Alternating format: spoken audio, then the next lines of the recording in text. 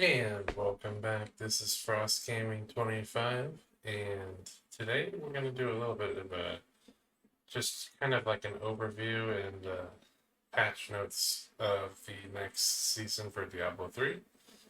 So I'm just going to kind of walk through these patch notes and kind of give my take on the next season as a whole. So without further ado, let's get started here. So season 31 is the season of the Forbidden Archives. So if you have never played season of the Forbidden Archives in the original, I can't remember exactly what season. Oh, first debuted in season 20. So back in season 20, it first came out, and essentially what it does is it unlocks Kanai's cube. So your cube that allows you to store your different powers. Well, normally they're bound to a weapon, armor piece, and a ring, or amulet, or I guess jewelry is technically the correct term here. So, weapon, armor, jewelry. And in this particular season theme, it removes those binds. So, a you can essentially equip 3 rings or 3 pieces of armor or 3 weapons or any combination in between, like 2 rings and a piece of armor or 2 pieces of armor and a weapon, whatever. You can make it kind of however you want. So this does actually open up quite a few builds, but we'll kind of go into it as we go through this. So starting it off, the seasonal rewards here are as follows. You have the armor. It's going to give you your different sets. Each class will have its own starting set. You'll get this wonderful portrait frame. It's very cool. As well as the goblin pet if you don't already have it. Also, I'm a big fan of it. I have been using it for quite a long time. You might have seen it on a character of mine when I did some videos, but this is a good one to have. So this would definitely be one of those seasons you want to grab this pet if you don't already have it. You can get your 2 pieces of Challenger gear, or Conqueror gear, whatever they call it. The next big one is the conquests, but we'll get back to that in a little bit. So before I skip too far, the season starts on April 12th at 5 p.m. Pacific Daylight Time, CET and KST, which is this is the Europe time, and this is the Asia time. And then the theme it kind of goes back to explaining that the cube, it allows you to unbind it, and you can kind of just do whatever with the cube. You'll still get access to you'll still end up getting access to the trials, or whatever you want to call it. I can't remember what the actual name is, but you'll get access to the portals that will remain as it was in season 30, and altar, the altar of sacrifice. That's what it's called. You'll still have access to that. So that will be a nice little improvement. And then you'll get. Looks like they're also going to be adding some more cosmetic rewards. These were available in season 7, so you'll be able to get these as well. This is a pretty cool pet that will follow you, and honestly, this is not a bad one either. So you actually have 2 that you can work toward, 2 pets and 2 banners, or portrait frames you can work toward, which is going to be really cool to see. I do have technically have both of these, or all of this, so I don't need any of that, but there are some people who might have missed the season and didn't get the chance to do it, so this will definitely be your chance to do so. The other things are the big ones for me personally is doing the Conquer the season journey. I love doing that. Uh, the main ones are the conquests. So the main ones are going to be Sprinter and Speed Racer. So you have to complete the entire campaign in under an hour at level 70. And then you have to do Avars and Avataria. And that's just going to be collecting 50 million gold. And you cannot get it from the vault. That is, I mean, they say it here, but some people sometimes forget. You can't just go right for the vault and get the easy win there. Then there's on a good day and I can't stop, which just makes you upgrade your gems. You're going to do this anyway, so really, it's kind of a freebie. This is you really don't have to try to get this one. You're going to eventually get it as long as you play the game. So then you've got your Lionhearted and Divinity. This one you just have to do a Greater Rift 75. You don't have to do it solo, I don't believe. I don't believe you have to do it solo. I think you just have to complete it. But you might have to do it solo because it does technically say push your way. I don't think you do. I believe you can do it with other people. And then this one does require you to do it solo, but this is Thrill and Superhuman. This is one of my favorites to do, which requires you to do a Greater Rift 45 solo, and you can't have any set items equipped. No set items equipped at all. Not even one piece of a set item. If you have even a single set item piece and it doesn't have the other half of the set, it still won't count. So you need to only be using legendaries. Your best friend on this is going to be the gem, the Legacy of Dreams. So that's going to be almost a must-have. However, there are some builds that can do it without it. However, it's also very difficult in order to survive and do the damage. So a Legacy of Dreams is kind of a surefire way of guaranteeing yourself the ability to do this one. Very fun to do. Next up is the Hadred's Gift. So this is your this is your free set. They just kind of give out a free set every season. The Wrath of the Wastes is going to be pretty good. It's just a really all-around good starting build if you're getting into Diablo or coming back from a long break. Really just, you can put on the Wrath of the Waste set and just start spinning, and next thing you know, you've cleared the entire rift.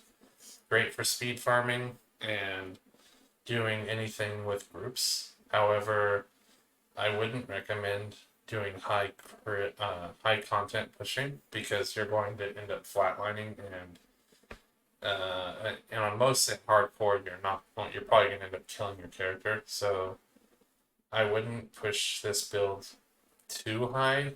However, you can try it.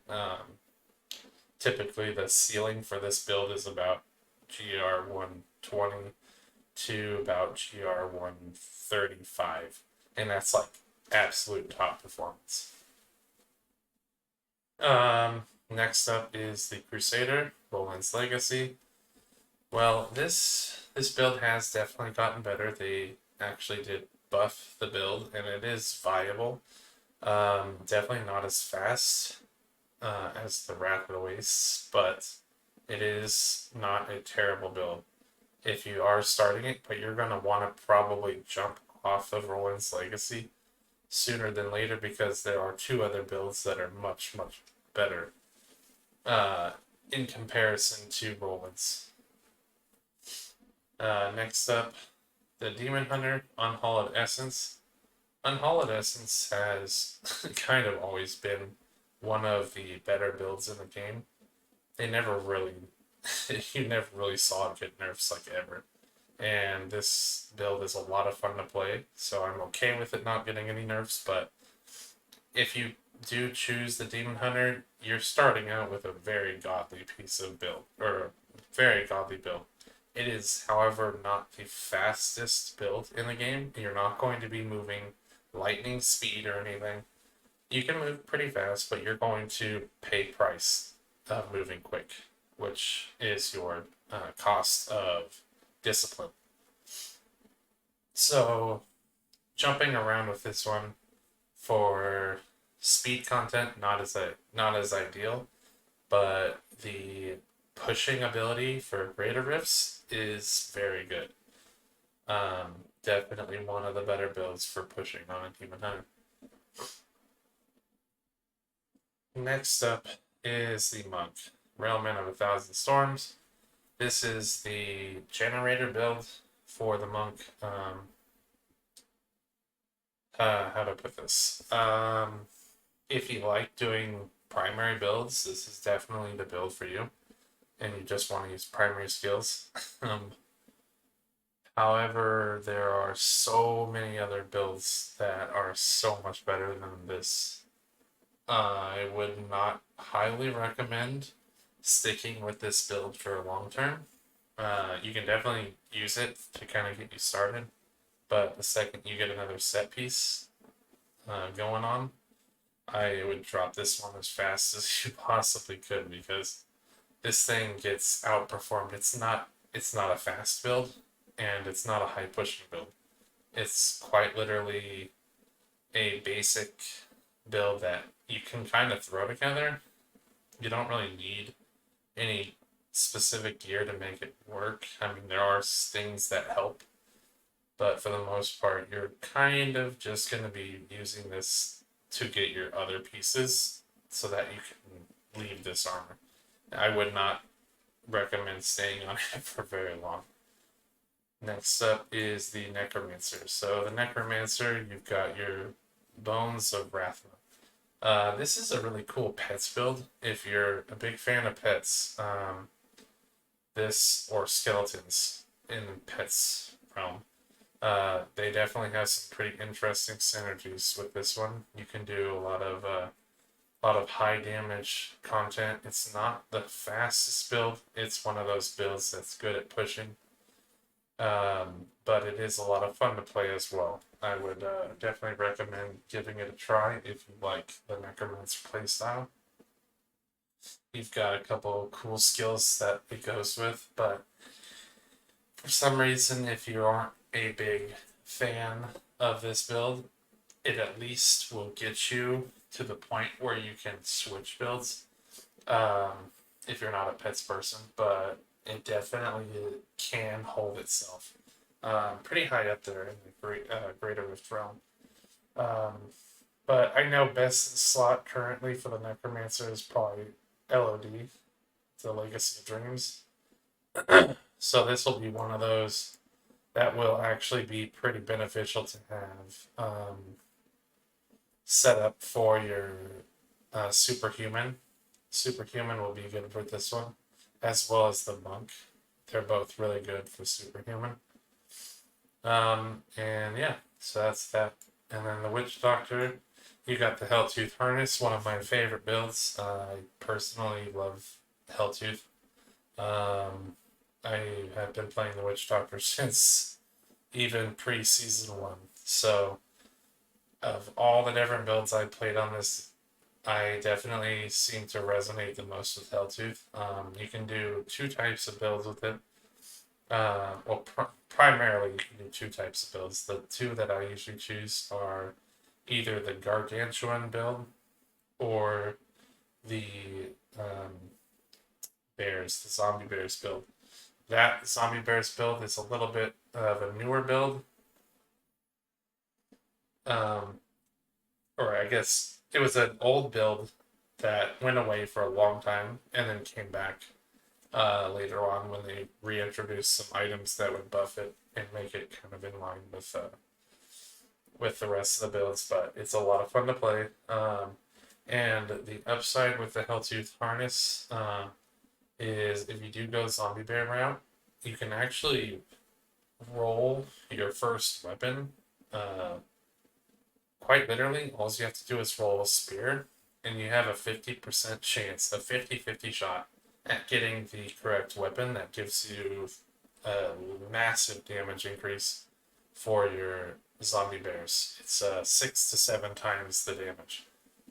So, very nice little bonus to have there, but yeah, that is the Helltooth bonus. So then you got the wizard. If I'm going to be completely honest, um, I've never been a very big wizard player on Diablo 3. I kind of enjoyed on Diablo 4, but I haven't been playing Diablo 4 lately, to be fair. Might change that if they do get on the next season, but that's besides the point. The point being, the wizard is not necessarily my favorite. However, I do know that Tal Rasha's is a pretty solid build. I don't recall if it's the best in slot because I believe Firebirds or either Firebirds or Veers might be a little bit better. But this is the Tal Rasha's one is essentially the multiple element build where you're calling down a lot of storms or meteors that are different elements, like arcane meteor, fire meteor, lightning meteor. You just got meteors for days, and you got some other things. Um, so it's an interesting build. I played it before, but it's been a while. Definitely would work to start. However, I don't know if it's really on the top of the meta side of things. That's just because I don't play that class that much. I really, truly don't have that many hours. In all the seasons that I've played, I have so few hours in the Wizard, I really don't know much about it.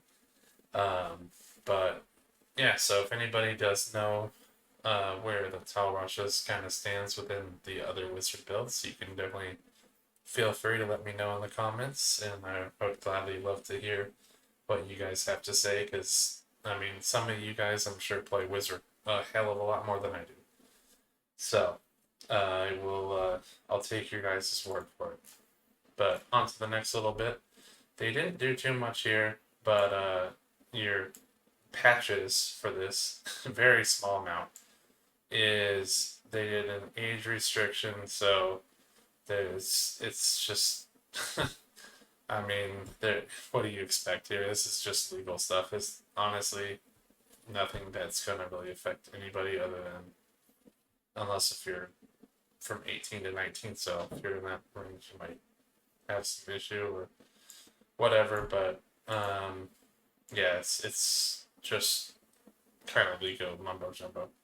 The next thing is the extra progress orbs from the Soul Shard Stain Sin now works for challenge rifts.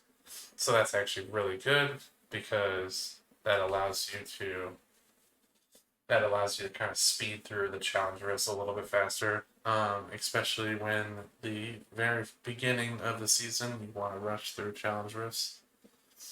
So that will help a lot. Other than that, once again, you've got another extra progress orb drop from the Soul Stained Sin, Altar of Rites. Now, or Node Reaper now only drops from monsters inside the Nephilim Rifts, Greater Nephilim Rifts, and Challenge Rifts. I guess that was a bug. I don't know for sure, but I guess it might have been. But that's good to know. But yeah, very minor for patch notes. The main thing is the seasonal journey is getting this theme right here. So you can definitely play around with what you're going to kind of build for this season. And I think if I have to just give an overview, the most benefited class from this effect or this season journey is 100. I don't even have a doubt in my mind. Is 100% Necromancer. They are going to get the most benefit from this because they have so many bonuses and really good items that are on the same slot, and they always have to choose which one's the best in slot. So now they can kind of just stack all of their bonuses on one cube and not have to worry about, oh, well, I can't get this because whatever. So yeah, they're gonna benefit from the most. And then everybody else kind of benefits from it in some way or another. But the Witch Doctor actually doesn't get a massive benefit from it, depending on what build you play. There are a couple of builds that do get a benefit from it. However, the builds that I'll be covering mostly probably won't get too much of a benefit from it. But needless to say, still gonna be fun to give it a try and play a little bit of Diablo 3 for a little bit. But anywho, hopefully you enjoyed this video, and if you did, consider liking and subscribe if you want to see more, and I'll see you in the next one.